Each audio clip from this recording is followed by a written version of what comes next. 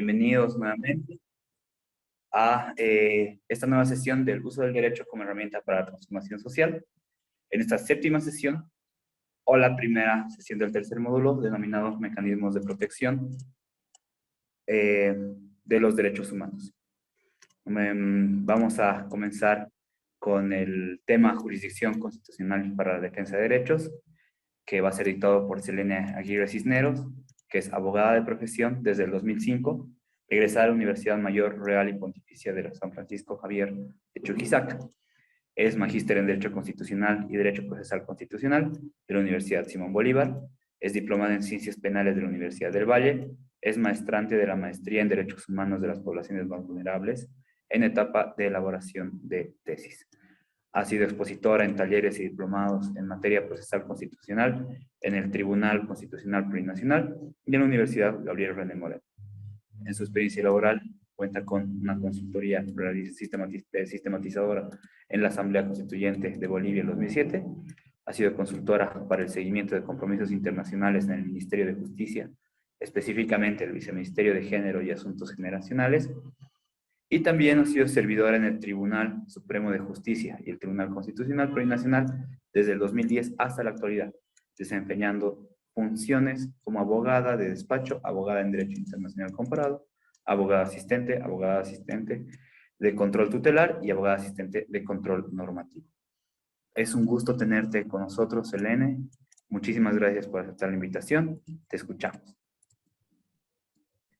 Muchas gracias a todo el equipo de la Red Unitas por haberme invitado y por permitirme formar parte de este grupo de capacitación en esta segunda versión del curso de uso del derecho como herramienta para la transformación social. Si me permiten compartir la exposición, por favor. Claro, sí. Estás habilitada. Y me avisan si ya está lista. Está funcionando. Está todo. Perfecto. Bueno, buenas noches a todas y todos los jóvenes abogados, futuros abogados que forman parte de este grupo. Miren, les voy a manifestar que el objetivo que me he planteado con esta exposición es lograr que ustedes asuman el conocimiento de las acciones de defensa como mecanismos constitucionales y la defensa de los derechos humanos, siempre y cuando conozcan su ámbito de protección y las normas procesales que las rigen. Con este pequeño preámbulo vamos a dar inicio con la exposición, ingresando de lleno con lo que es el bloque de constitucionalidad como parámetro de protección de derechos humanos. Me imagino que a lo largo ya de estas sesiones que han tenido han tocado lo que significa e implica el bloque de constitucionalidad, y en esta parte vamos a dar una rápida revisada sobre esta doctrina que ha sido incorporada en la nueva Constitución Política del Estado, vigente desde el 2009. Sin antes decirles que todo este desarrollo que voy a exponer ahora de manera amplia está contenido en el documento que he pasado a la Red Unitas para que lo puedan colgar en la plataforma y puedan ustedes acceder y consultarlo las veces que sea necesario. Bueno, vamos a empezar sosteniendo que el bloque de constitucionalidad en algunos países ha sido incorporado vía normativa y reforma constitucional por voluntad del constituyente o voluntad del legislador. Asimismo, hay otros países que han establecido y reconocido el bloque de constitucionalidad vía jurisprudencia constitucional. Podemos decir que el bloque de constitucionalidad, como veremos más adelante, está vinculado estrechamente con lo que es la doctrina del control de convencionalidad, que establece el grado de relacionamiento que se tiene con la jurisprudencia que emana de los órganos internacionales de protección de derechos humanos y cómo esos pronunciamientos y esos fallos son adoptados en el derecho doméstico por los mismos jueces y tribunales en la resolución de sus causas. Bueno, el bloque de constitucionalidad en términos generales permite reconocer la jerarquía constitucional a normas que no están incluidas de manera detallada en la Constitución, usualmente con el fin de interpretarlas sistemáticamente con el texto de la Constitución. El bloque de constitucionalidad deviene de la voluntad del propio Estado de integrar estas normas con el orden jurídico nacional. La apertura del derecho internacional de los derechos humanos propició a que los países introduzcan en sus constituciones diversas cláusulas en las que se les concede a los instrumentos internacionales un estatus diferente, un estatus especial, lo que posibilita que de alguna manera estos sean difíciles de reformarse fácilmente vía reforma legislativa, por ejemplo. También tenemos que tener en cuenta que el bloque de constitucionalidad representa la unidad inescindible, indisoluble y permanente de los derechos fundamentales de fuente tanto constitucional e internacional reconocidos por el ordenamiento jurídico. En consecuencia, la doctrina del bloque de constitucionalidad implica el reconocimiento de normas que, sin formar parte del texto de la constitucional, deben considerarse incorporadas al mismo en ejercicio de la autodeterminación del Estado, por el que éste decide el grado de relación que existe entre el derecho internacional y nacional, entre el derecho internacional y el nacional. Este grado de relacionamiento es horizontal, es decir, tiene la misma jerarquía normativa e incluso, como revisaremos más adelante, si existen normas más favorables en el derecho internacional de derechos humanos, estas serán aplicables de manera preferente a las normas del derecho constitucional. Entonces, en el derecho doméstico, en la Constitución del 2009, se ha incorporado el bloque de constitucionalidad en el artículo 410. Este artículo está dividido en dos partes.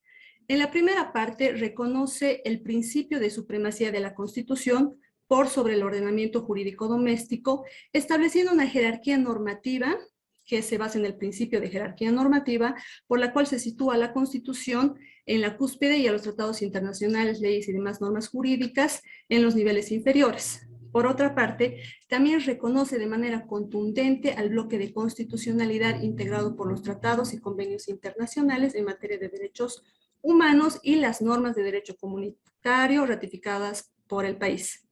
Esta disposición es concordante con los artículos 13, 14 y 256 de la misma norma fundamental, en los que se establece y reconoce el principio de favorabilidad, que, como les había adelantado, implica que las normas de derecho internacional que reconozcan derechos más favorables o interpretaciones más favorables sobre esos derechos son aplicables de manera preferente a las normas contenidas en la Constitución Política del Estado.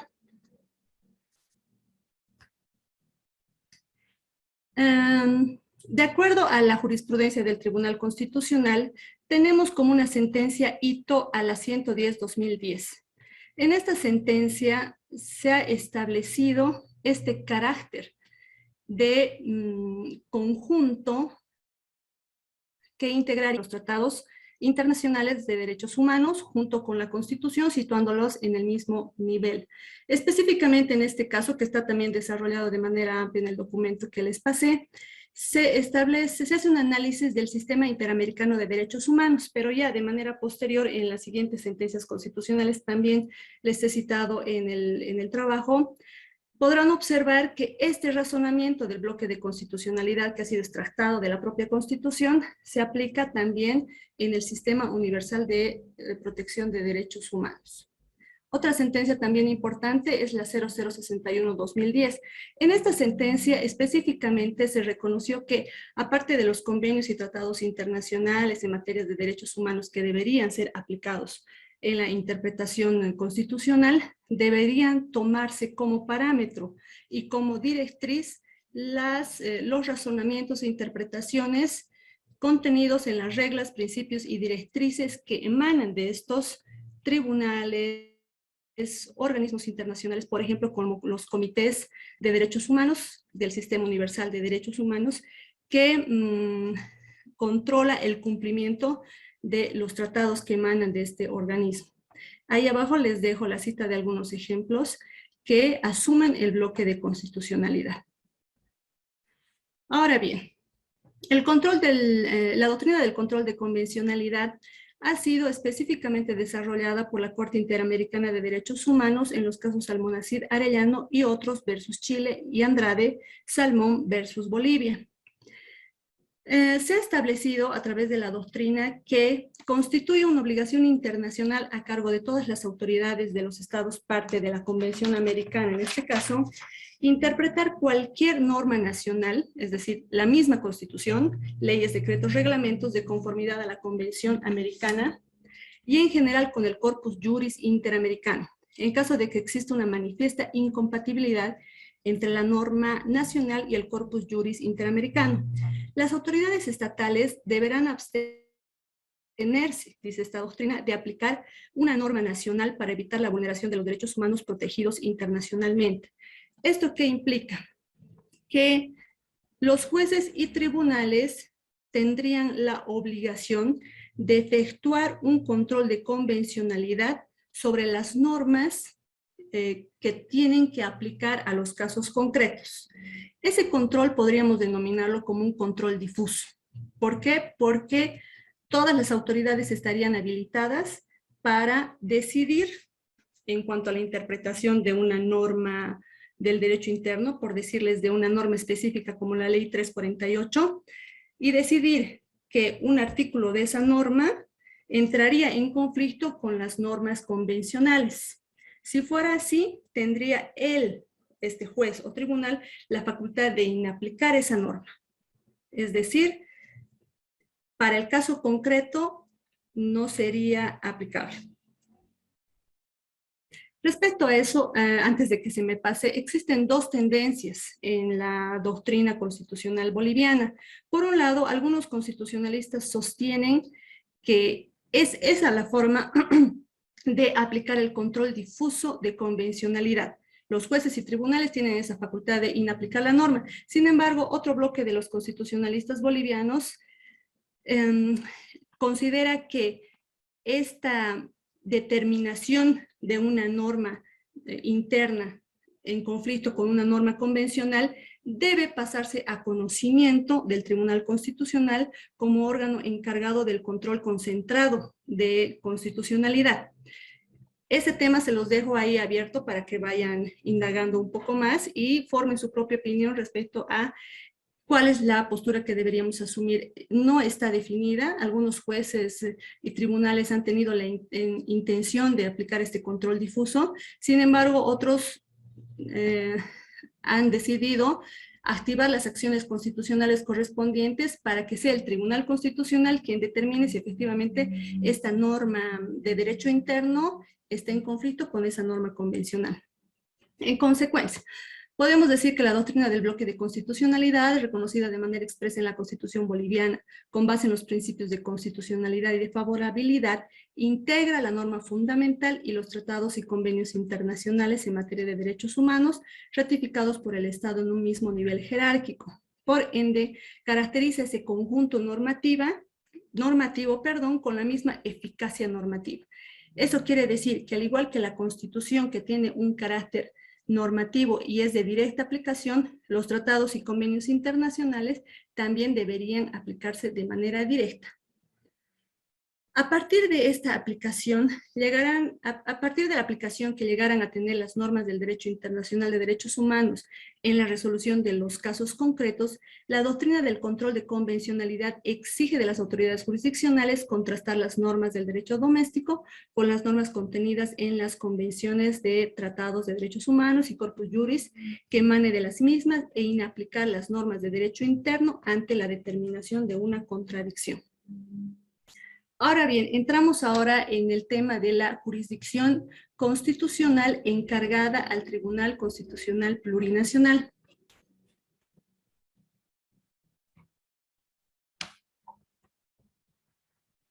El Tribunal Constitucional es el máximo guardián de la Constitución, vela por la supremacía de esta y ejerce el control de constitucionalidad. Precautela el respeto y la vigencia de los derechos y garantías constitucionales. Su configuración como un tribunal especializado en materia constitucional asienta sus bases en los principios de supremacía constitucional y jerarquía normativa, por cuanto sus fallos necesariamente deben observar el carácter norma suprema de la Constitución dentro de un sistema jurídico jerarquizado en gradación descendente que obliga a todas las instancias de gobierno, a los servidores públicos y particulares, a su acatamiento, así como la preferencia de su aplicación sobre otras normas de rango inferior. Sin embargo, objeto de la protección de los derechos humanos, se debe tener presente que esta jerarquización de normas también sitúa a los tratados y convenios internacionales en materia de derechos humanos en el mismo nivel que la norma suprema como efecto de la doctrina del bloque de constitucionalidad, de cuya configuración emana la doctrina del control de convencionalidad iniciada en el seno de la Corte Interamericana de Derechos Humanos. Ahora bien, también es importante tener presente cuál es el carácter de las resoluciones del Tribunal Constitucional. Para eso les invito a revisar el artículo 15 del Código Procesal Constitucional, en el que en dos apartados se puede diferenciar, establece lo que significa el efecto útil, el efecto obligatorio que tienen las resoluciones del Tribunal Constitucional y por otro lado el carácter vinculante de estas resoluciones. El efecto obligatorio se refiere a la parte resolutiva de los fallos que puede ser obligatorio para las partes que intervienen en la causa.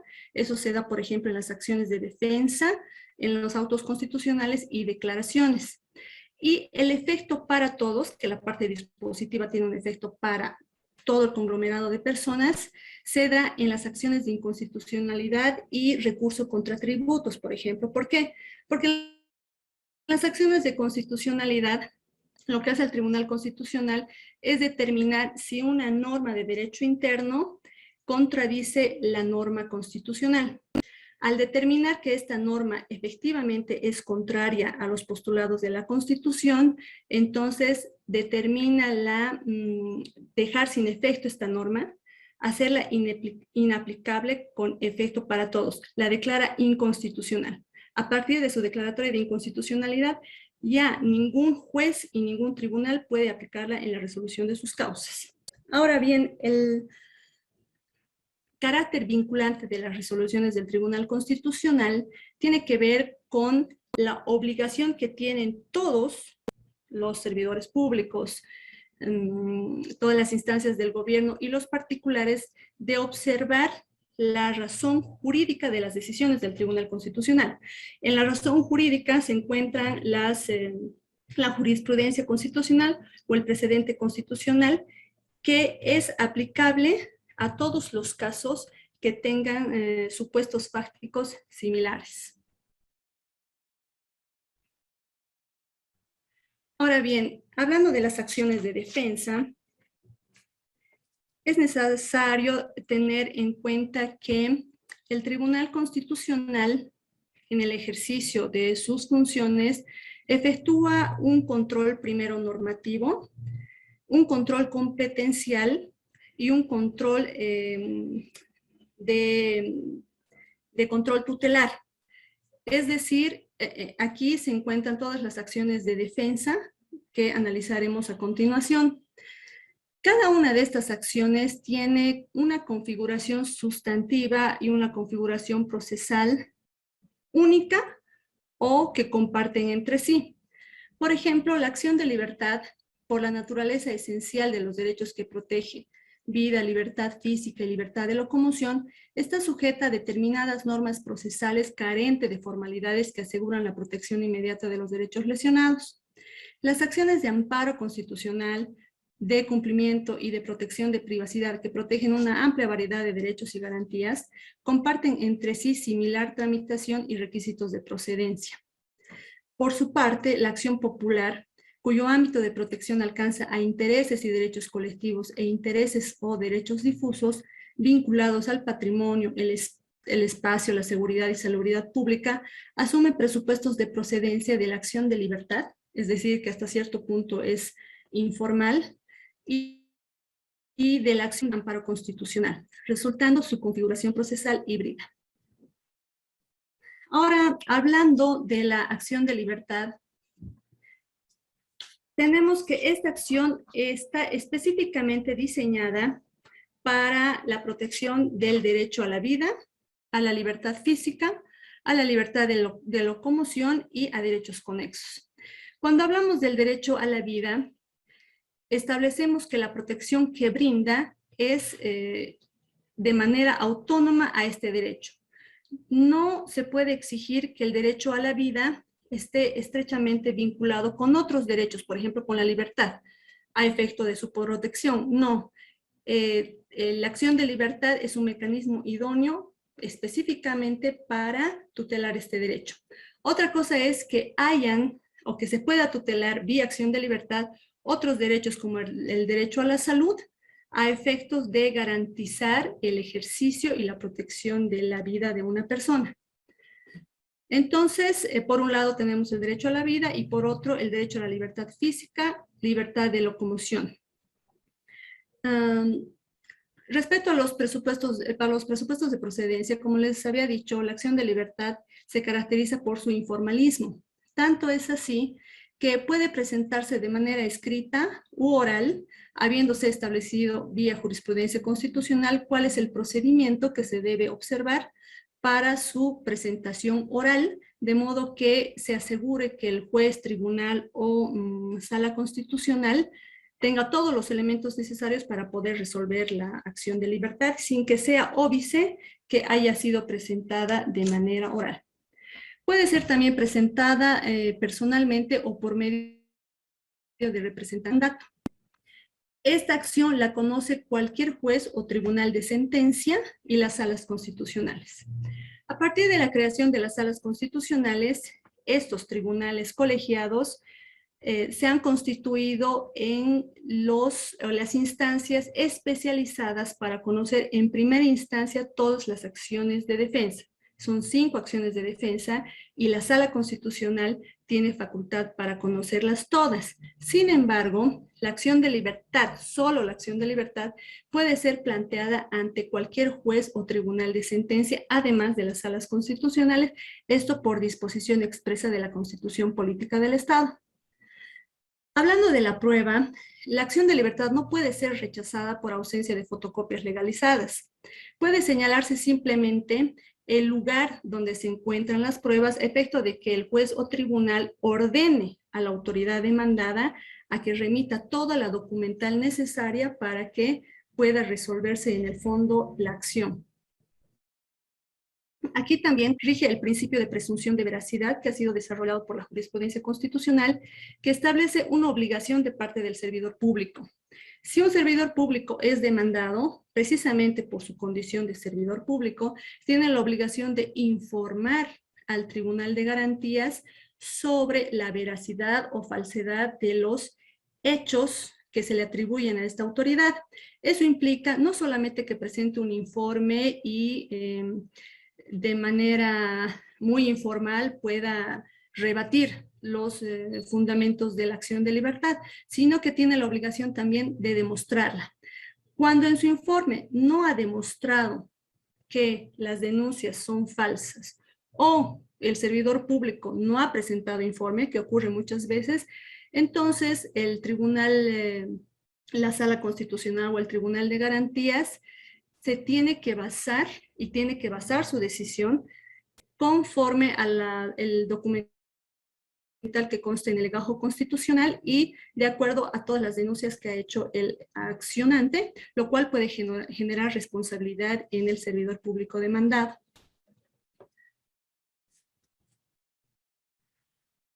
La acción de libertad no es subsidiaria por regla general. Esto significa que no es necesario que para su activación se agoten los medios intraprocesales antes de acudir a la acción de libertad. Sin embargo, hay una excepción. cuando la jurisdicción ordinaria ha previsto medios idóneos, efectivos y céleres para la protección del derecho que se alega como vulnerado, es necesario que primero se agoten estos antes de que se active la acción de libertad. Esto, como les digo, es de manera excepcional.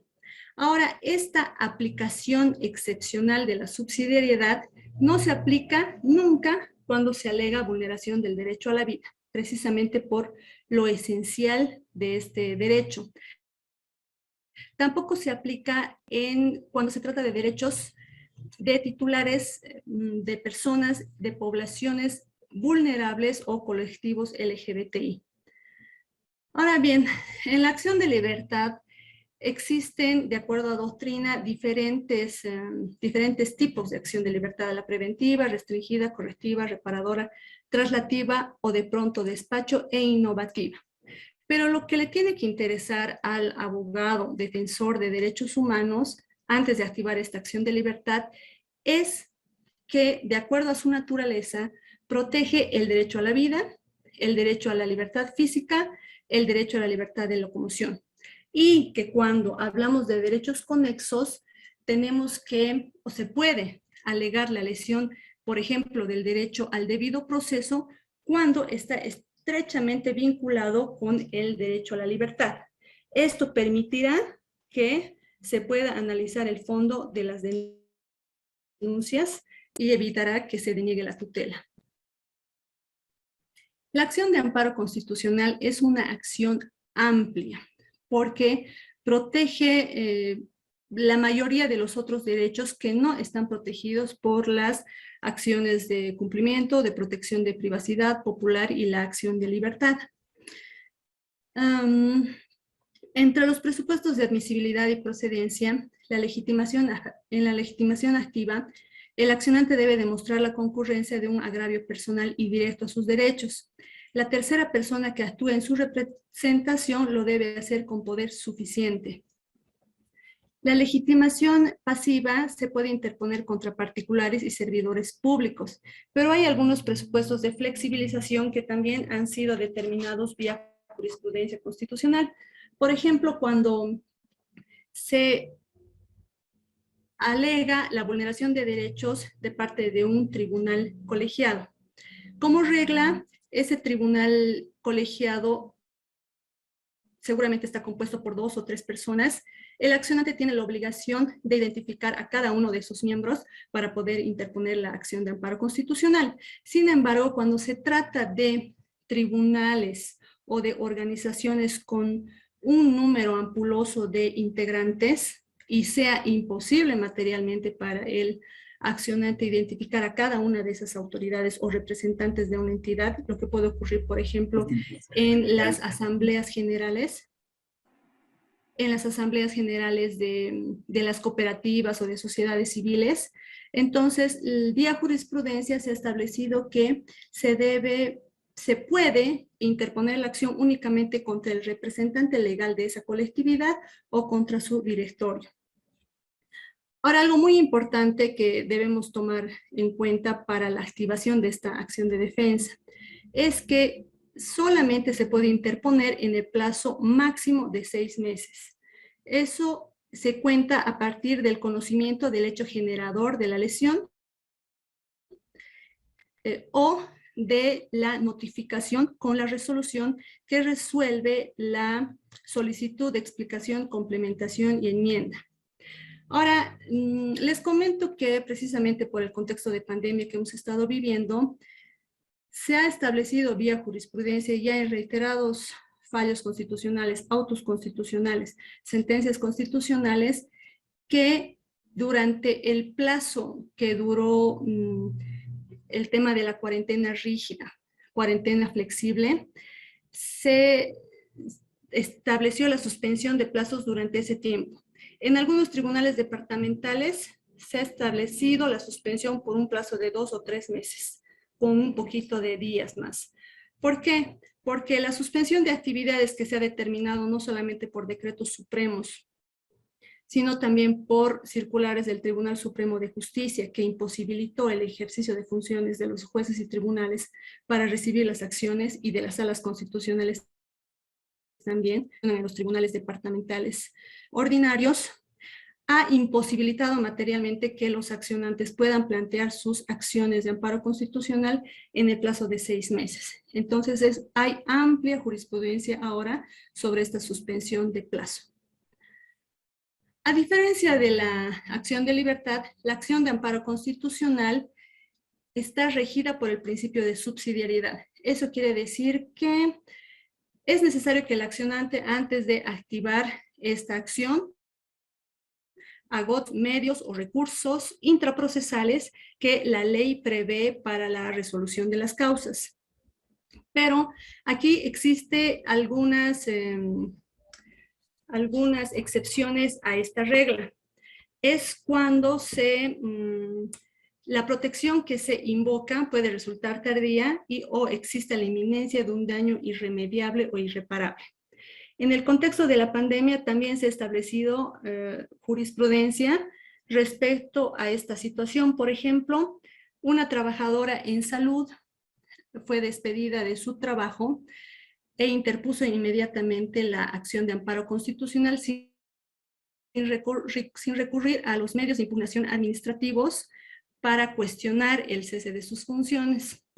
A través de una sentencia constitucional se decidió ingresar al análisis de fondo porque en el contexto de la pandemia iba a tomar mucho tiempo el resolverse esos recursos de revocatoria y jerárquico hasta obtenerse una resolución final sobre la situación laboral de la trabajadora en salud, lo que podía repercutir de manera negativa y directa en su derecho a la salud por el acceso a los servicios médicos a los que podría tener como funcionaria de una determinada entidad.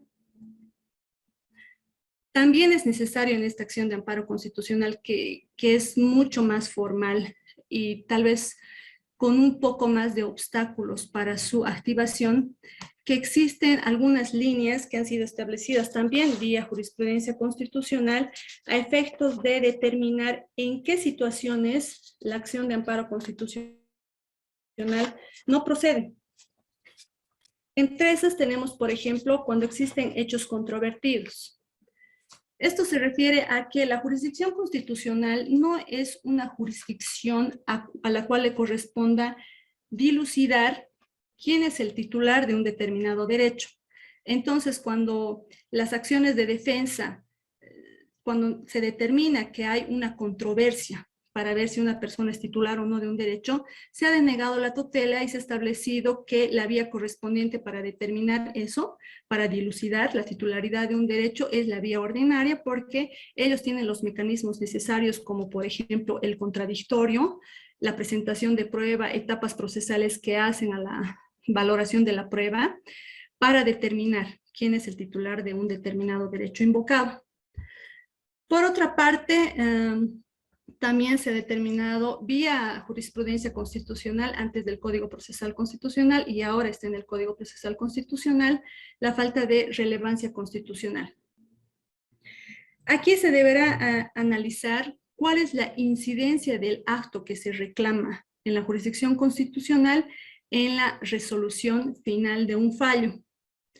Si no hay relevancia, si de todas formas, en caso de que el Tribunal Constitucional ordenara que un determinado acto se lleve adelante y de todas formas sería el mismo resultado, daría el mismo resultado, entonces se deniega la tutela y se decide de hecho ya no ingresar al fondo.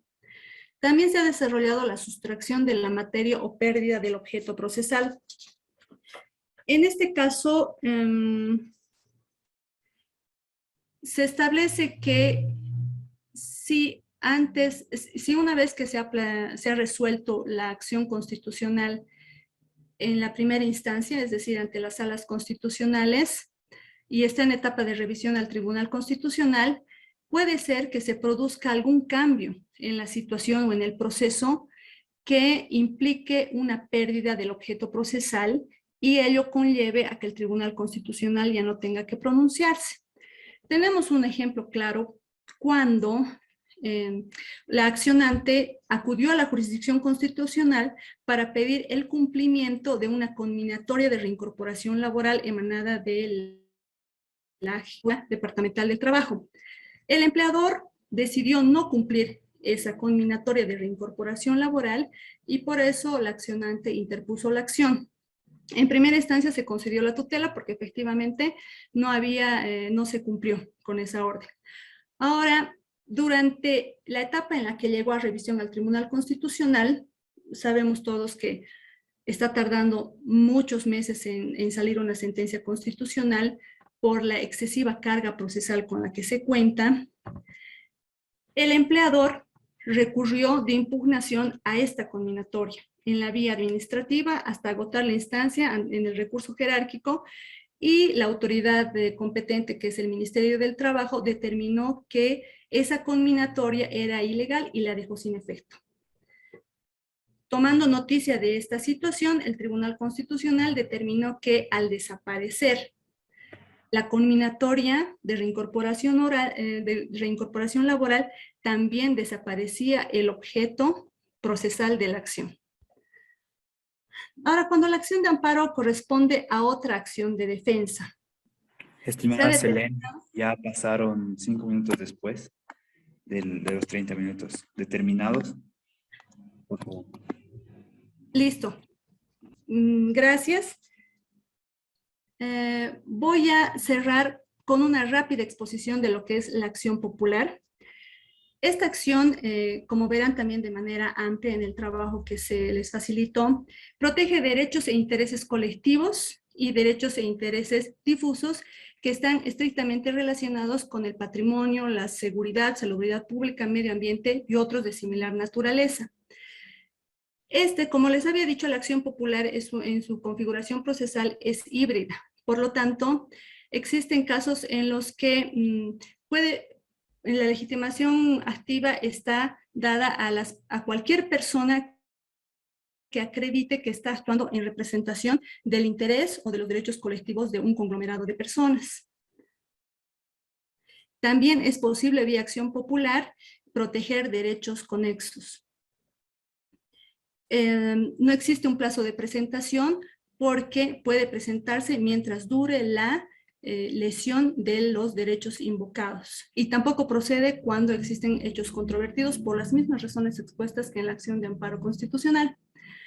En las conclusiones podemos establecer que los mecanismos constitucionales específicamente diseñados para la protección de derechos humanos son las acciones de defensa reconocidas en la Constitución Política del Estado y el bloque de constitucionalidad.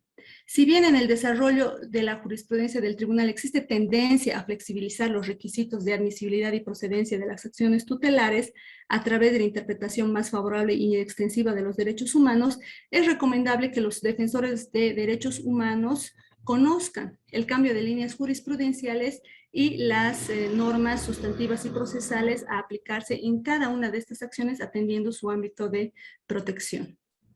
Muchas gracias.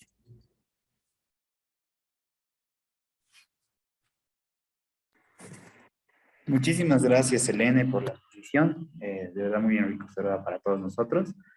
Así que vamos a comenzar con las preguntas. Todos tienen el micrófono abierto, pueden expresarlas y plantearlas como prefieran.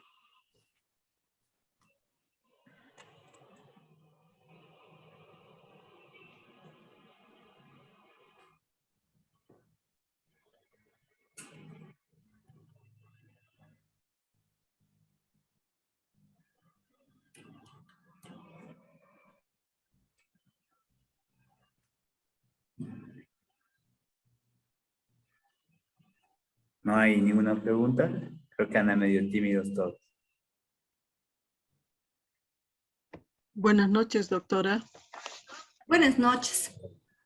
Bueno, yo quisiera saber sobre lo último, la acción popular. Tal vez hay algún caso emblemático que se haya dado, doctora.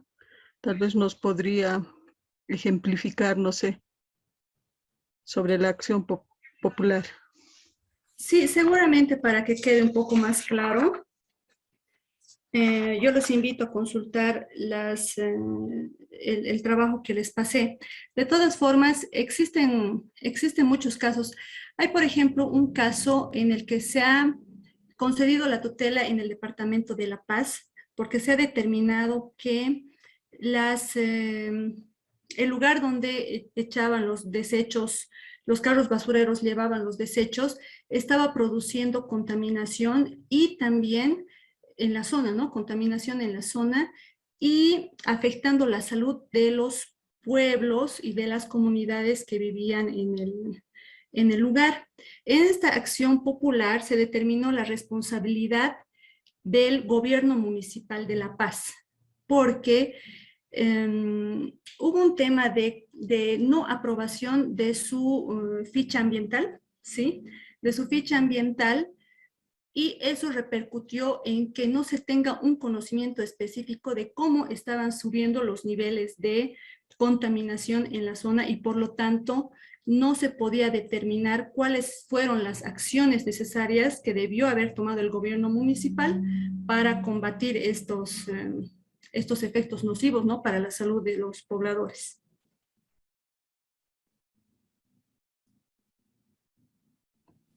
Gracias, doctora. No, no es nada. Muchas gracias, doctora. Aquí tenemos una pregunta de Jazmín Campero que indica: en el caso de plantear una acción, ya sea de libertad popular u otra, en la práctica, en caso de no aplicarse este control de constitucionalidad, como abogados, ¿qué nos recomienda para que esto se cumpla? En caso de no aplicarse, entiendo, este control de convencionalidad. Sí, eso es lo que dice. La pregunta es la siguiente: en el caso de plantear una acción, ya sea de libertad popular u otra, en la práctica, en caso de no aplicarse este control de constitucional, como abogados, ¿qué nos recomienda para que esto se cumpla? Sí, entiendo que hay abogados que presentan estas acciones, tal vez con toda la carga argumentativa necesaria, y de pronto el Tribunal Constitucional invoca alguna regla de autorrestricción o establece que la carga argumentativa expresada por los accionantes no es suficiente para que el Tribunal Constitucional aperture su competencia y pueda analizar el fondo. Es un problema recurrente.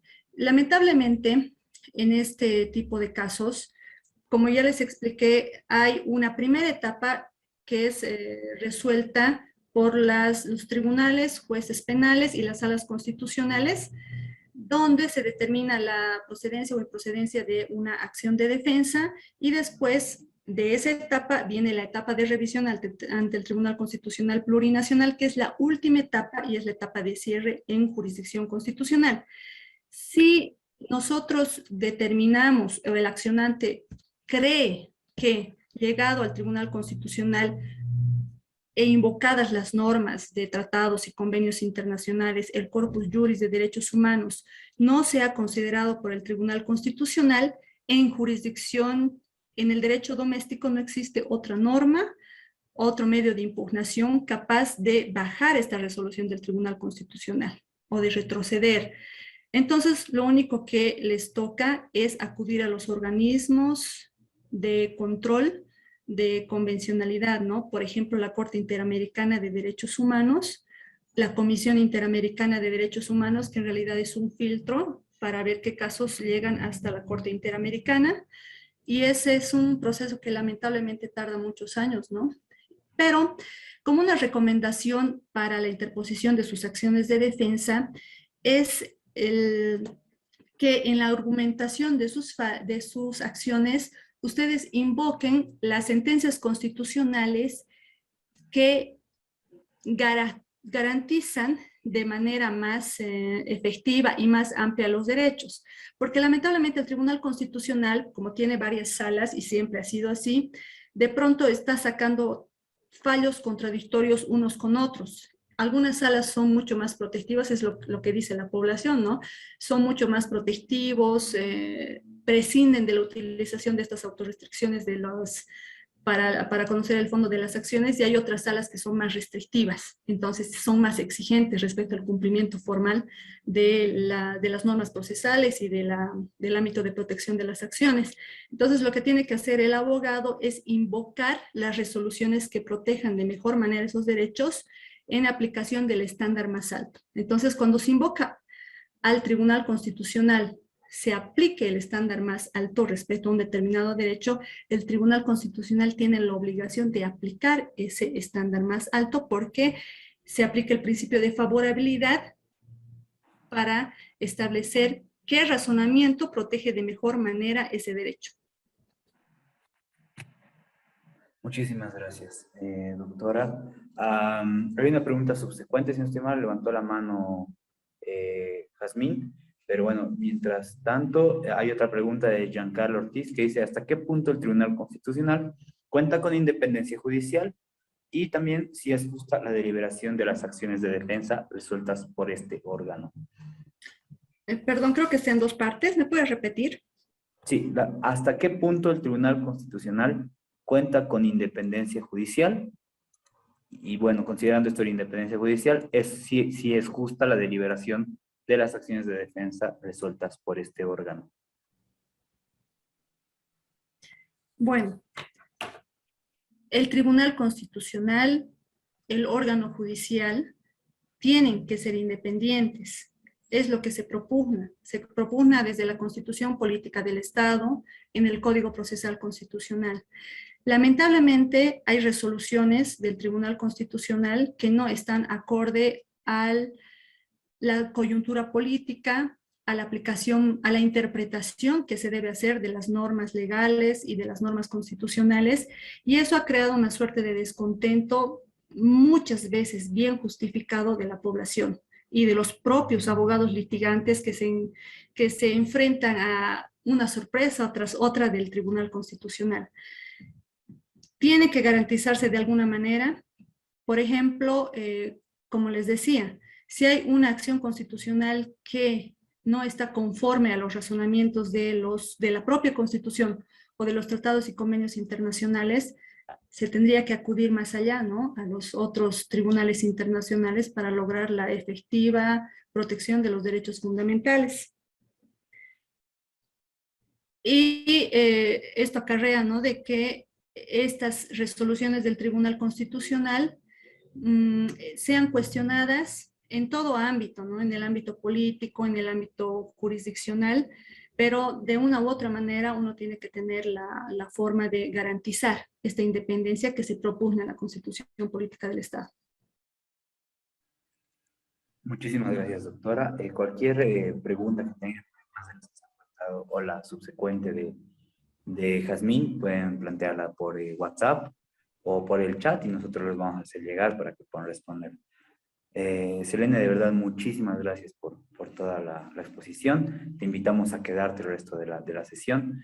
Viene un segundo tema que es protección en la vía administrativa. Así que voy a pasar una vez más, muchísimas gracias, Selene. Muchas gracias a ustedes. Buenas noches. Hasta luego. Un abrazo. Hasta luego.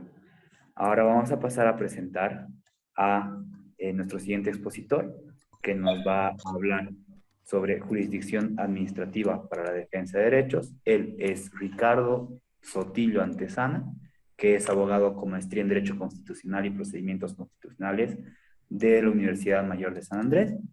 Actualmente está redactando su tesis doctoral en Derecho Constitucional y Administrativo. Es miembro de la Academia Boliviana de Estudios Constitucionales y ha trabajado en el Gobierno Autónomo Municipal de La Paz, en el Ministerio de Justicia, en el Gobierno Autónomo Departamental de Santa Cruz, en el Tribunal Constitucional Plurinacional y actualmente es director jurídico de la Asamblea Legislativa Departamental de Santa Cruz. Estimado Ricardo, bienvenido, muchas gracias por aceptar la invitación. Te escuchamos, son 30 minutos. Muy bien, buenas noches, Daniel, a todas y a todos un saludo cordial desde Santa Cruz y bueno, muy feliz de compartir estos espacios. También un saludo a Selene, que la está escuchando atentamente, en relación a todos estos aspectos que la Fundación UNITAS ha organizado en esta noche para ir justamente reflexionando sobre los diferentes elementos que se nos franquea a través del ordenamiento jurídico boliviano para proteger los derechos fundamentales. En ese contexto, en mi participación voy a hablar de la jurisdicción administrativa, que también es un aspecto muy importante, porque vamos a tomar en cuenta que el derecho administrativo, que a veces no es justamente una de las ramas más famosas, más justamente en boga, como puede ser el derecho civil, el derecho penal y actualmente el derecho constitucional, no deja de ser, por supuesto, un área muy importante. Más aún si entendemos que el derecho administrativo, y en este caso la jurisdicción administrativa, está vinculando de una forma muy, muy directa a la ciudadana y al ciudadano con el Estado, ¿no? Ese relacionamiento entre la administración pública y la ciudadanía tenemos que entenderla en ese sentido, ¿no? Que también en estos aspectos de relacionamiento, como decíamos, se está debatiendo, se está reflexionando y se está exigiendo también estos elementos de la defensa de los derechos fundamentales de los derechos humanos. En ese contexto, un poco para organizarnos, vamos a hablar sobre 4 aspectos importantes en estos minutos que tenemos junto a ustedes. En una primera parte hablaremos sobre este vínculo que ya les comentaba en relación a los derechos humanos y la administración pública. Luego, en un segundo aspecto, hablaremos de las obligaciones estatales en materia de los derechos humanos. Tercero, el debido proceso en sede administrativa. Y cuarto, ya algunos elementos importantes del procedimiento administrativo, haciendo mucho énfasis en los recursos, ¿no? En los recursos que también el ordenamiento jurídico reconoce para hablar y para justamente interponer en contra de las resoluciones de carácter administrativo.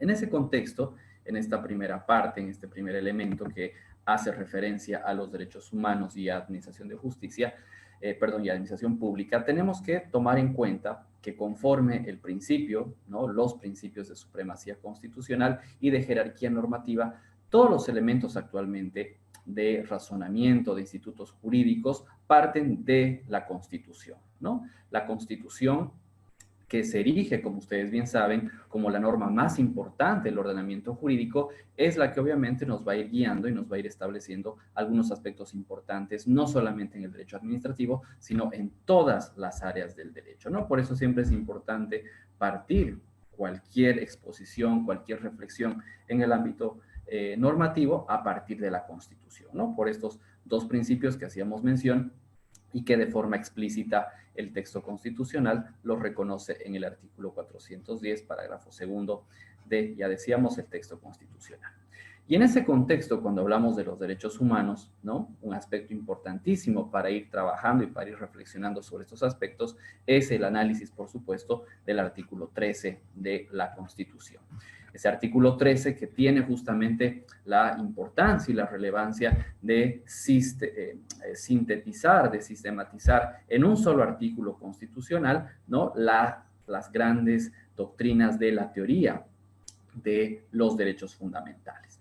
Entonces, si bien el artículo 13 no establece un concepto, ¿no? Sobre lo que tenemos que entender sobre derechos humanos, es importante entender, ¿no? Que a la luz de la doctrina y justamente de todas las teorías que también en algún momento se estudian cuando analizamos el derecho, es importante establecer que los derechos fundamentales, los derechos humanos, se erigen como esas facultades, esas libertades, como esas atribuciones que toda persona tiene por el solo hecho de ser persona, ¿no? Ese elemento inherente que siempre lo mencionamos cuando tenemos que hablar de los derechos humanos. Entonces, partiendo sobre esa base, ¿no? De que los derechos humanos forman parte del derecho subjetivo, ¿no? Al ser atribuciones, facultades y libertades, el texto constitucional, ¿no? En el parágrafo primero, más precisamente este artículo 13, establece las 5 características de los derechos fundamentales en nuestro país, ¿no? La inviolabilidad, la universalidad, la interdependencia, la indivisibilidad y la progresividad.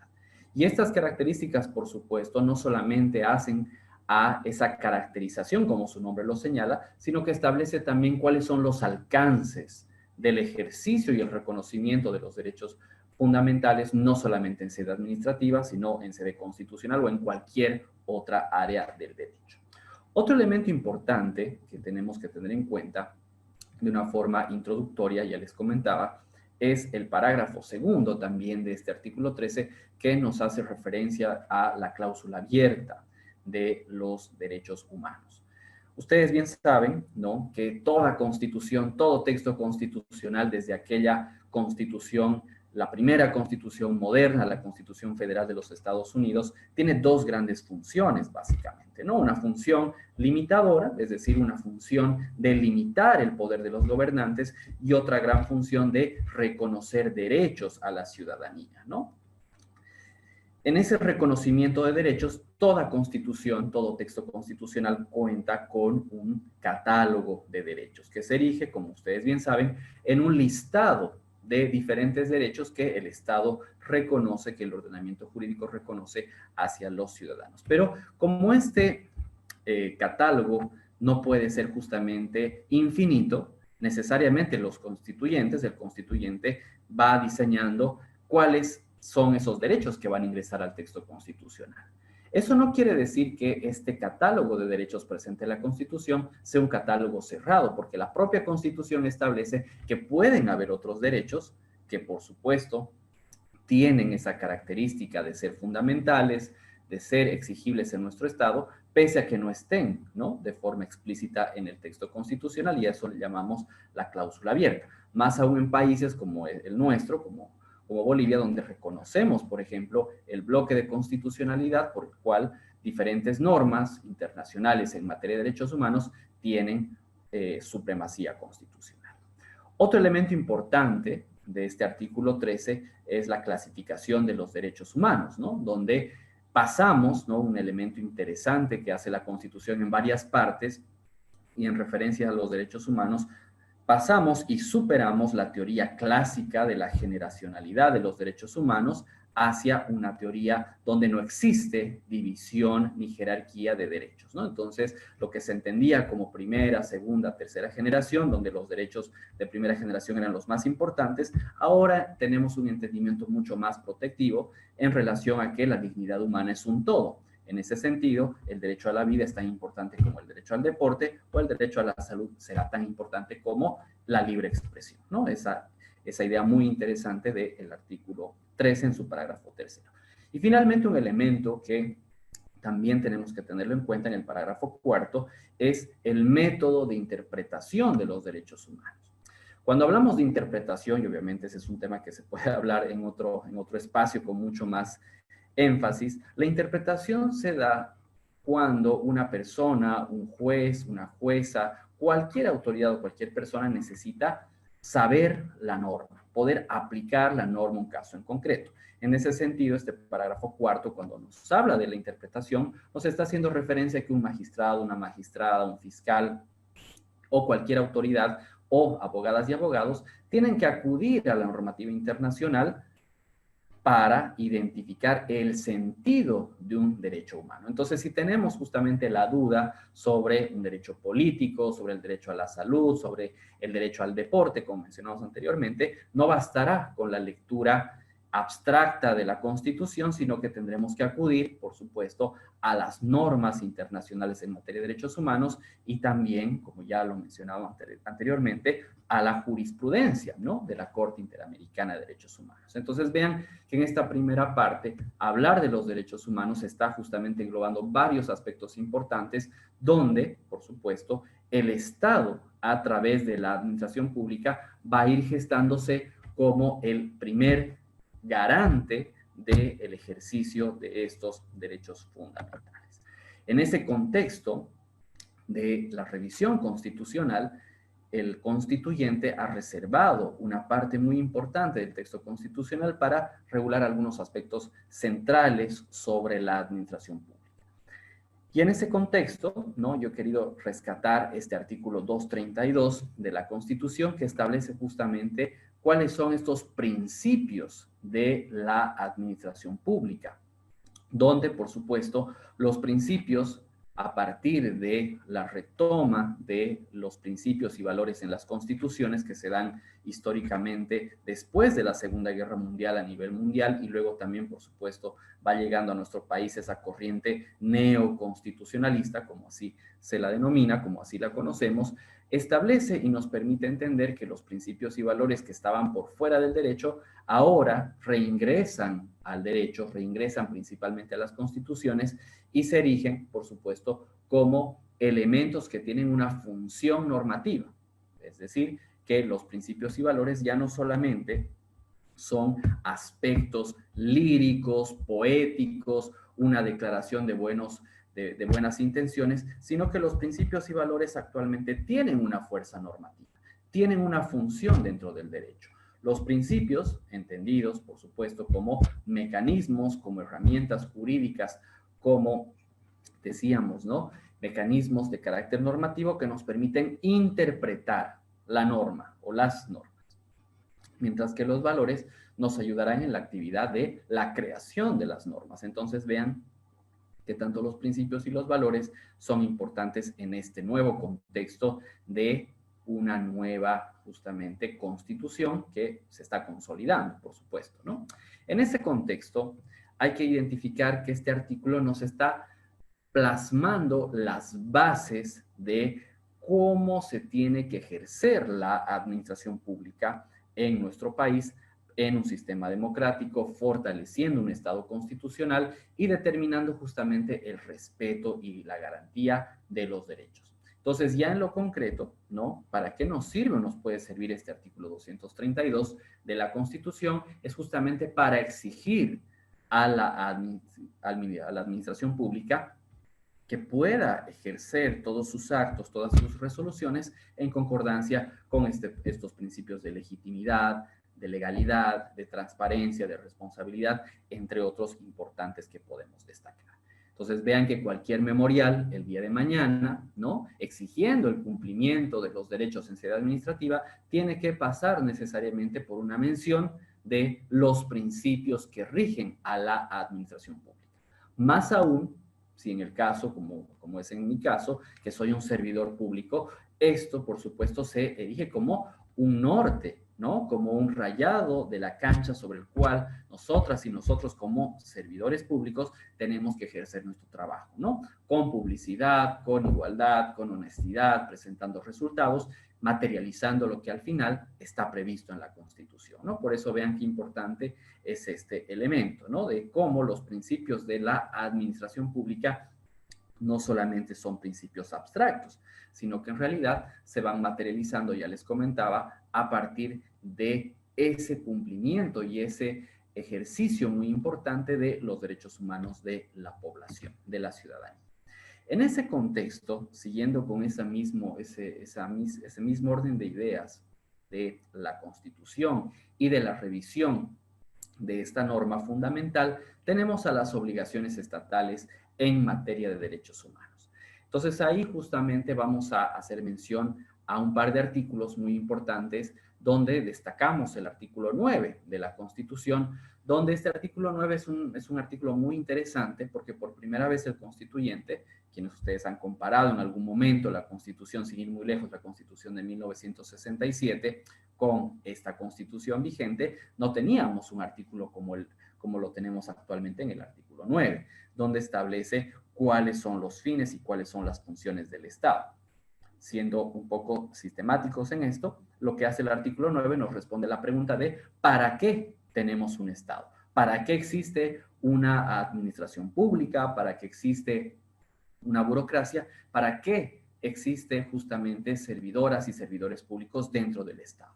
Entonces vean que claramente entre uno de esos fines importantes del Estado, de la administración pública y de todo servidor público está justamente garantizar el cumplimiento de los principios, de los valores y de lo que nos interesa en esta noche, de los derechos reconocidos en la Constitución. Por eso, al igual que ya lo ha dicho en varias partes el Tribunal Constitucional, a la luz de lo que estableció también la Corte Interamericana de Derechos Humanos, la administración pública, las autoridades administrativas y, por supuesto, todas y todos los servidores públicos somos los primeros garantes o debemos ser los primeros garantes de los derechos fundamentales, porque es justamente el primer paso donde se va ejerciendo o se va vulnerando estos derechos, ¿no? Cuando una persona acude a una institución pública a hacer un trámite, a activar todos los elementos de los actos administrativos dentro del Estado, está haciéndolo por una intención muy importante que es el ejercicio de sus derechos. Entonces, lo lógico, por supuesto, en un mundo ideal, es que esas autoridades, esa burocracia, esa administración pública pueda justamente garantizar y materializar estos derechos que están vinculados a la administración pública referente a la ciudadanía, como lo mencionaba. Un aspecto muy importante del artículo 9 que se encuentra reforzado también de una forma clara y de una forma muy, muy precisa en el artículo 13, parágrafo primero, que ya lo hacíamos mención hace un momento, donde luego de determinar este artículo, muy importante, muy interesante, las características que hablábamos en referencia a los derechos humanos, establece cuál es el papel del Estado. Y cuando hablo del Estado en esta noche, estamos hablando de la administración pública, por supuesto. Entonces establece como una función, como un deber, noten el término que utiliza el constituyente, que la administración pública en relación a esos derechos humanos tiene 3 acciones, tiene 3 deberes, tiene 3 actividades que cumplir.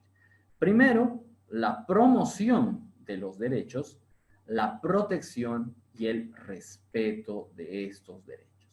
¿Qué significa promover los derechos humanos? Significa que el Estado, a través de toda la burocracia, más aún en un sistema autonómico, como es el caso boliviano, en todos los niveles de gobierno, ¿no? Nivel central y los niveles subnacionales, tiene que existir políticas, actividades, proyectos donde se difunda los derechos humanos, donde las personas, las ciudadanas y los ciudadanos tengan el acceso a conocer cuáles son esos derechos. Pero de nada sirve, como ustedes ya han estado reflexionando con mi anterior colega, de nada nos sirve conocer cuáles son nuestros derechos si es que no existiría también los mecanismos idóneos, los instrumentos jurisdiccionales, ¿no? Los juicios, para ser un poco más coloquiales, que una persona puede contar y que puede utilizar para defender sus derechos. Es decir, que el Estado en esta promoción tiene que reconocer derechos, pero también tiene que entregarnos a la ciudadanía esos mecanismos jurisdiccionales para poder protegerlos en los casos justamente de una vulneración. Y esto nos va a la segunda actividad, de la protección. ¿Cómo se protegen los derechos? Se protegen a través del reconocimiento de diferentes mecanismos en sede jurisdiccional donde cualquier persona puede acudir de forma gratuita, de forma accesible, ¿no? En un deber ser, vuelvo a repetir, para que puedan defender sus derechos, ¿no? Ya les decía, de nada sirve, en el caso boliviano, tener un extenso catálogo de derechos, que es un elemento que tenemos que sentirnos orgullosas y orgullosos, ¿no? Casi 100 artículos de nuestra Constitución que están destinados al reconocimiento de derechos, del artículo 15 al artículo 107, y cómo también a partir de ese nuevo entendimiento de la dignidad humana, del carácter plurinacional del Estado y otros elementos también muy interesantes, hay diferentes tipos de acciones, como lo veían anteriormente, destinados para cada tipo de derechos, ¿no? La acción de libertad, la acción de amparo, todo lo que ustedes estaban viendo anteriormente. Y el respeto, que está establecido como un mandato a las personas que trabajamos dentro del Estado, que ejercemos la administración pública, que es justamente eso, conocer los derechos y respetarlos en relación a las ciudadanas y a los ciudadanos que están, por supuesto, haciendo diferentes trámites, están justamente realizando diferentes actos administrativos de los cuales, por supuesto, están vinculados el ejercicio de esta administración.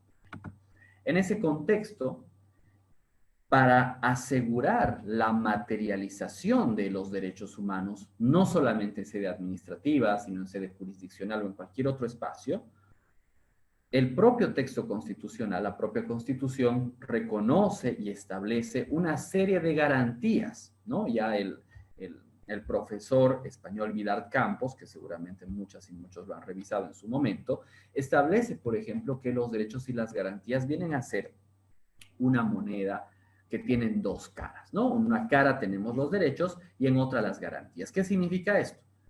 Que las garantías permiten a las personas ejercer de manera eficiente sus derechos, ¿no? Entonces, no hay garantías sin derechos, porque obviamente, vuelvo a repetir, las garantías se ejercen como esos mecanismos para poder ejercer de mejor manera los derechos.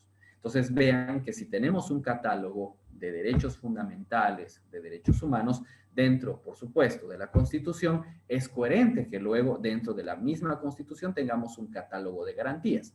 Y este catálogo de garantías viene inmediatamente después, ¿no?, de este catálogo de derechos, donde desde el artículo 109 hasta el artículo 124 de la Constitución tenemos este listado también muy interesante de garantías. Y en ese contexto, yo quiero detenerme en relación a un par de artículos también que están vinculados al ejercicio de la administración pública, porque también se establece lo siguiente, ¿no? Que todos los derechos reconocidos en la Constitución, dice el parágrafo primero del artículo 109, gozan de iguales garantías para su protección, ¿no? Y el segundo aspecto importante, el parágrafo segundo, que quizás es el más relevante para la temática que estamos abordando en esta noche, es que las garantías también son directamente aplicables, ¿no? Y los derechos también son directamente aplicables. ¿Qué significa esto? Que para el respeto y el ejercicio de los derechos en sede administrativa no es necesario normas de desarrollo para la protección de estos derechos.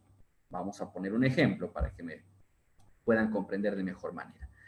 Antes se establecía, vamos a ponerlo así, ¿no?, la gratuidad de ciertos servicios. Vamos a poner un ejemplo coherente con la Constitución vigente, que es la gratuidad de los servicios de salud, ¿no? Entonces, ¿qué sucedía? Una persona que necesitaba una diálisis, que necesitaba un tratamiento contra el cáncer, iba a los centros de salud y obviamente se enteraba y se tenía ahí en cuenta de que la salud no era gratuita, ¿no? Entonces, ¿por qué no era gratuita? Porque se pretendía de que ese derecho a la salud necesitaba de leyes, de reglamentos, de decretos supremos para poder ser desarrollado. ¿Qué es lo que dice la Constitución? Un cambio muy importante. La directa exigibilidad y la directa justiciabilidad de los derechos, ¿no? Entonces, vean qué importante es este artículo 109 porque nos está diciendo como ciudadanas y ciudadanos que basta con que un derecho esté presente en la Constitución para poder ser exigido en la administración pública. Otro elemento importante, ¿no?, que está también vinculado a aquellas personas que estamos ejerciendo la función pública, es justamente la responsabilidad vinculada a los derechos humanos, ¿no? Entonces dice en el parágrafo primero que todas las personas que vulneren derechos están sujetas a la jurisdicción y a la competencia, por supuesto, de las autoridades. Parágrafo segundo establece que la vulneración de un derecho le da la posibilidad a las personas que han sido afectadas por esta vulneración a tener justamente una responsabilidad que también se va a determinar a través de una indemnización, una reparación. Entonces vean que ahí los autores intelectuales o materiales de una vulneración generalmente, ¿no?, por supuesto, está vinculado a la administración pública. Sin perjuicio, como ustedes ya saben, que también los derechos fundamentales, los derechos humanos, también pueden ser vulnerados por personas particulares, ¿no? Esto es la expansión horizontal de los derechos. Y justamente establece que también no puede resultar en el parágrafo tercero como un eximente las vulneraciones de derechos por cumplimiento de una orden superior, ¿no? Entonces vean que ahí lo que está estableciendo la Constitución es este marco muy importante para no solamente la administración pública, sino para que las personas puedan exigir este ejercicio de los derechos fundamentales. Asimismo, establece, como ya lo decíamos anteriormente, que en el artículo 113, que la vulneración de los derechos le va a permitir a la víctima el derecho de la indemnización, la reparación, el resarcimiento de daños en forma oportuna, en forma ágil, ¿no? Entonces vean que ahí, si existe una vulneración, si se ha comprobado, le da a la víctima de esa vulneración esa posibilidad, ¿no? Y en el parágrafo segundo nos habla justamente de que como el Estado, como la administración pública se materializa y trabaja a través de servidoras y servidores públicos, es decir, a través de personas naturales, se tiene que ejercer el derecho de repetición, ¿no? Y esto es un elemento muy importante, porque a veces, ¿no?, como ustedes bien saben, ya lo mencionaban anteriormente, que cuando una persona acude, cuando no existe un respeto de sus derechos en sede nacional, puede acudir al sistema interamericano de los derechos humanos, primero a la Comisión y luego a la Corte Interamericana de Derechos Humanos. Entonces, cuando el Estado es condenado por la vulneración de un derecho, nótese que ese dinero, esa indemnización, ese monto de reparación, lo paga el Estado, lo pagamos todas y todos. Entonces vean que por un elemento de justicia, el Estado tiene también el derecho de repetir conforme las reglas del derecho civil, ¿no? Esta acción de repetición contra los verdaderos responsables, ¿no? Entonces vean que también eso se puede erigir también como una suerte de disuasión, ¿no? Para que todas las servidoras y servidores públicos evitemos vulnerar derechos, porque de lo contrario puede existir una acción de repetición el día de mañana. Más aún si, como ustedes bien saben, ciertas vulneraciones de derechos no prescriben, ¿no?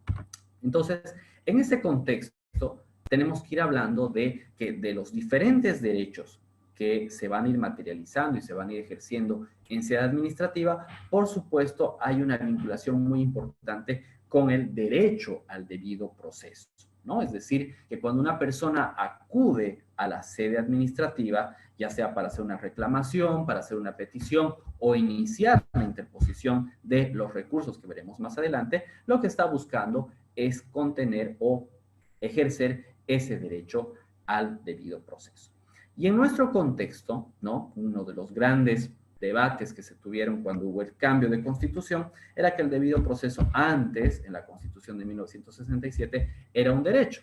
Y ahora actualmente está presente en el artículo 115, que está en la parte de las garantías, como lo mencionábamos hace unos minutos. Entonces, dentro de su naturaleza jurídica, el debido proceso tiene una triple dimensión, ¿no? Es un derecho, es decir, es una atribución que tiene toda persona, es un principio, es decir, es un mecanismo de interpretación de los derechos, y asimismo se erige como una garantía, como un elemento que nos permite ejercer diferentes derechos, ¿no? Otro elemento importante que ya la Corte ha ido hablando al respecto del derecho al debido proceso es que el debido proceso está vinculado de una forma íntima al ejercicio de la democracia.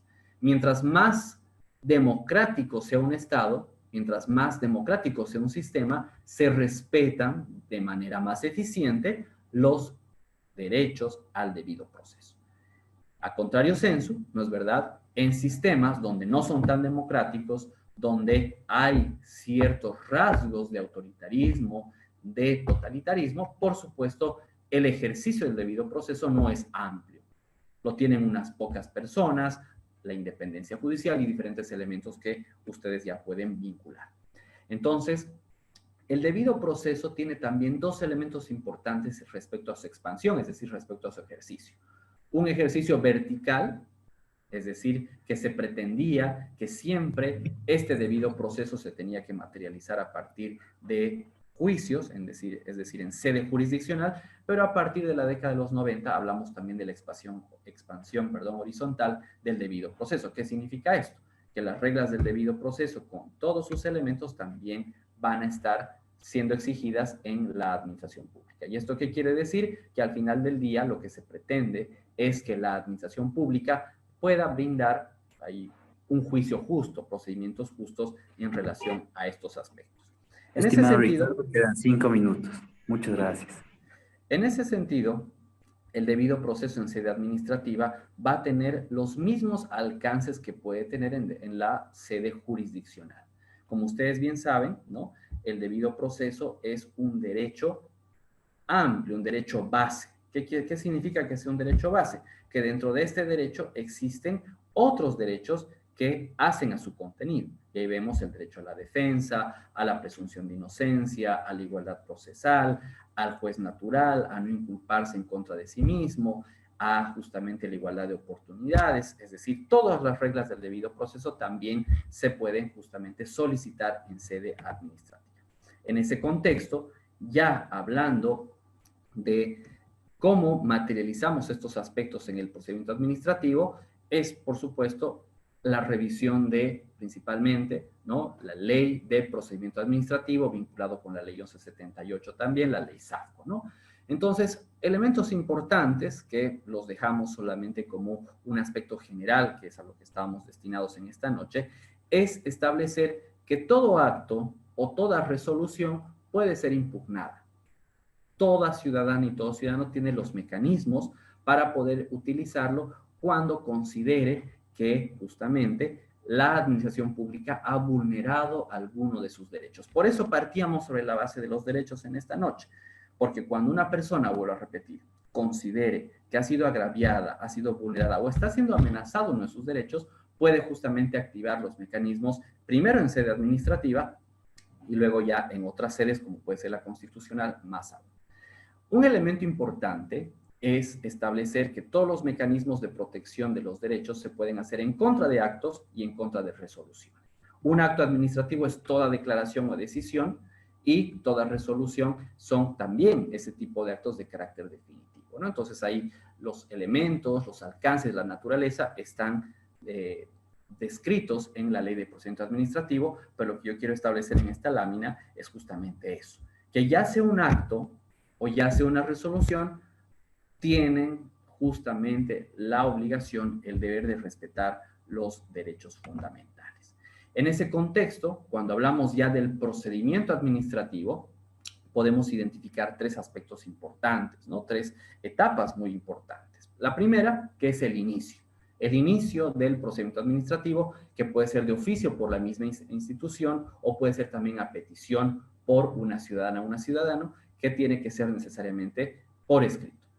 Luego de todo esto, pasamos a una segunda fase muy importante, que es la tramitación dentro del proceso administrativo como tal, donde ya vamos a tener el desarrollo y la producción de pruebas, alegatos, informes, audiencias públicas, incluso prevé el procedimiento, y todo esto finalizará con una resolución administrativa que responderá a esa intencionalidad que ha solicitado ya sea la misma entidad o también la ciudadana o el ciudadano. Y obviamente también ahí no tenemos que olvidarnos de la parte ejecutoria, ¿no? De la parte de la ejecución de esa resolución administrativa. Finalmente, ¿qué sucede cuando no estamos de acuerdo con ese elemento dispositivo de una resolución administrativa? Pues tenemos, lo hemos colocado ahí de forma secuencial, ¿no? Tres momentos importantes. Primero, el recurso de revocatoria, que es el primer recurso que se presenta en contra de esa resolución, que si es confirmada, si continuamos todavía en desacuerdo con esa resolución, podemos ir a un nivel superior dentro de la administración pública presentando un recurso jerárquico, y si es que acaso no tenemos respuesta a la protección de los derechos, ya sea con un recurso de revocatoria o con un recurso jerárquico, eso da fin a la vía administrativa y se nos abren dos caminos, ¿no? La vía la vía contencioso administrativa o también la vía constitucional a través de un amparo constitucional. Entonces vean que también esos elementos que ustedes van a ver en la ley de procedimiento administrativo se van a materializar a partir de esa protección de los derechos humanos. Entonces, cuando hablamos de la protección de los derechos humanos, no olvidemos, y esto es un elemento que también es importante decirlo en esta noche, que en sede administrativa se puede generar un respeto, una exigibilidad de estos derechos utilizando los diferentes recursos que están previstos en nuestra norma, principalmente en la ley de procedimiento administrativo. Muy bien, Daniel, hasta aquí estas primeras aproximaciones y obviamente ya con las preguntas que quizás tengamos de los colegas vamos a ir pudiendo ahondar algunos aspectos importantes. Bueno, muchísimas gracias, Ricardo, por la exposición, muy ilustrativa, la verdad. Entonces el micrófono queda abierto para todos los participantes. Quienes quieran hacer alguna pregunta, solicitar alguna complementación, queda abierto el micrófono. Por favor.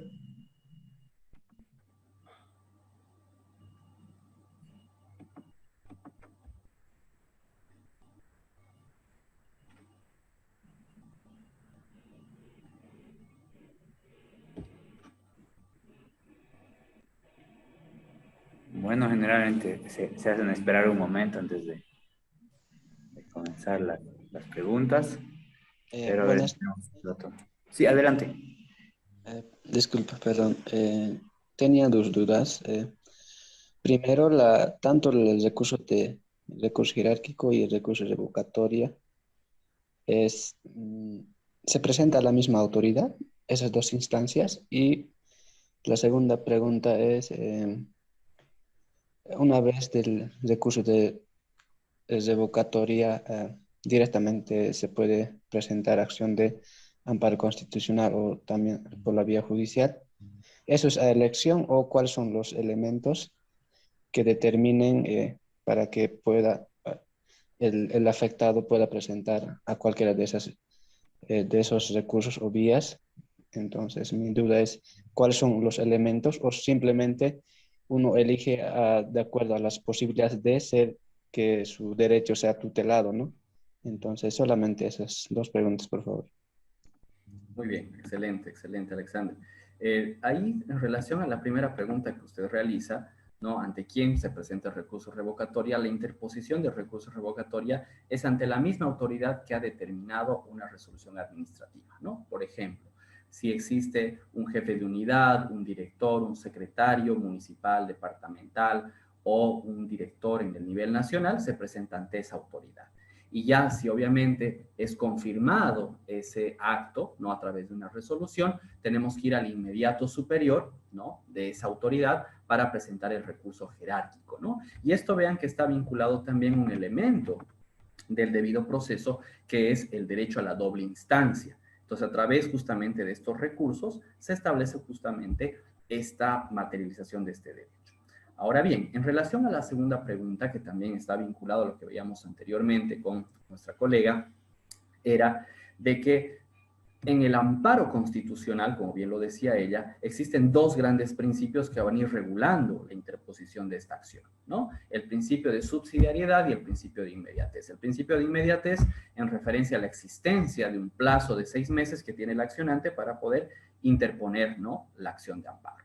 Y el principio de subsidiariedad que exige que en ese carácter extraordinario de la naturaleza jurídica del amparo, el accionante tenga que agotar, ¿no? La vía correspondiente antes de ingresar. Entonces, en el ámbito administrativo, para acudir al amparo constitucional, tenemos que cerrar la vía administrativa. ¿Qué significa cerrar la vía administrativa? Agotar primero el recurso, ¿no? De revocatoria y el recurso jerárquico. Eso como regla, porque no olvidarán también, ¿no?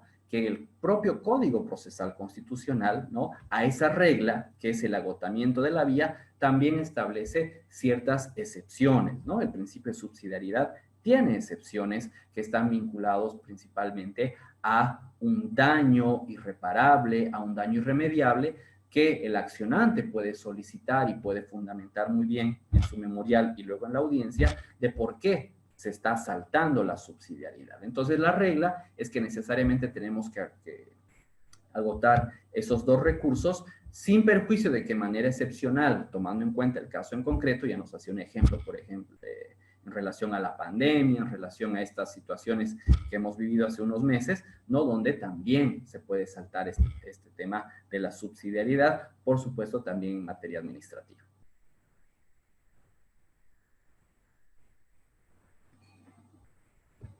Muchas gracias, Ricardo. Vamos a ver qué otra pregunta queda. Estimados colegas, participantes. Jazmín, por favor, adelante. Muchas gracias, muy buenas noches, doctor. Muchas gracias por la ponencia. Bueno, yo me encuentro aún estudiando Derecho, entonces quería hacer la siguiente cuestionante. Ya que la administración pública promueve, protege y respeta los derechos humanos, ¿qué políticas ha implementado actualmente para promover estos derechos? Muy bien. Al respecto, vamos a partir sobre esa base muy importante que mencionamos del artículo 13, parágrafo primero, ¿no? Que el Estado es el primer garante, ¿no? Al igual que, por ejemplo, lo establece el artículo 196 de la Constitución cuando habla del Tribunal Constitucional, ¿no? Donde establece que se ejerce también y se erige el Tribunal Constitucional como el garante de los derechos. Vean que ahí hay una obligación genérica, una obligación justamente general, de que el Estado tiene que proteger los derechos. Ahora, ¿cómo lo realiza? Lo realiza principalmente a través de dos elementos importantes. A través de legislación y a través de políticas públicas. Entonces, al respecto, ¿cómo materializamos? A través de elaboración de diferentes normas, principalmente leyes, que vayan a proteger los derechos, ¿no? Podemos hablar, por ejemplo, del Código Niño y Niña Adolescente, del Código de Familias, de la ley 045, de la ley 348, de la ley 241, es decir, diferentes normas. Es decir, yo como Estado le permito a las personas ejercer y proteger sus derechos produciendo leyes, produciendo normas que reconozcan y protejan sus derechos. Pero además, dentro de un segundo punto de vista muy importante, está también la capacidad de ejecutar, ¿no? La ejecución de esas leyes, de esas normas. ¿Y cómo lo hacemos? A través de políticas públicas.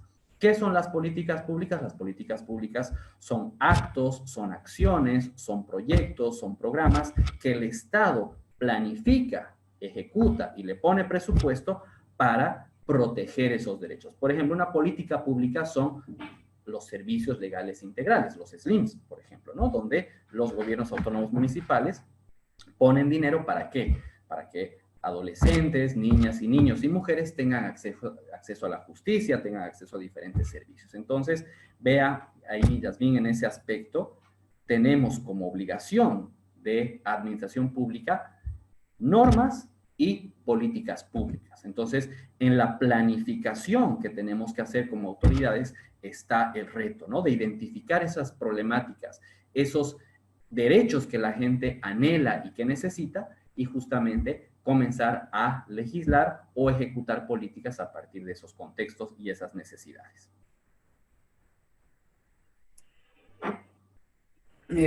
Muchísimas gracias por la respuesta, Ricardo. Una última llamada a todos para que hagan una pregunta más. Saben que si es que no las pueden formular en este momento, pueden formularlas también en la, mediante el chat, mediante el recurso escrito, y nosotros se la vamos a pasar al doctor Sotillo para que pueda respondernos. Lo vamos a molestar con esa última asistencia más, por favor. Entonces, ¿alguna pregunta más de alguno de los participantes?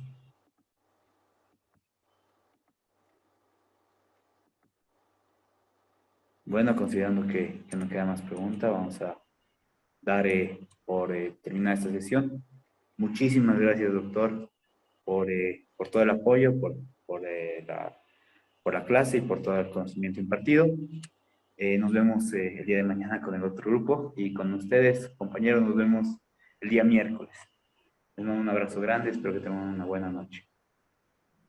Luego, Daniel, un saludo desde Santa Cruz a todas y todos. Un gusto, Ricardo. Un abrazo muy grande.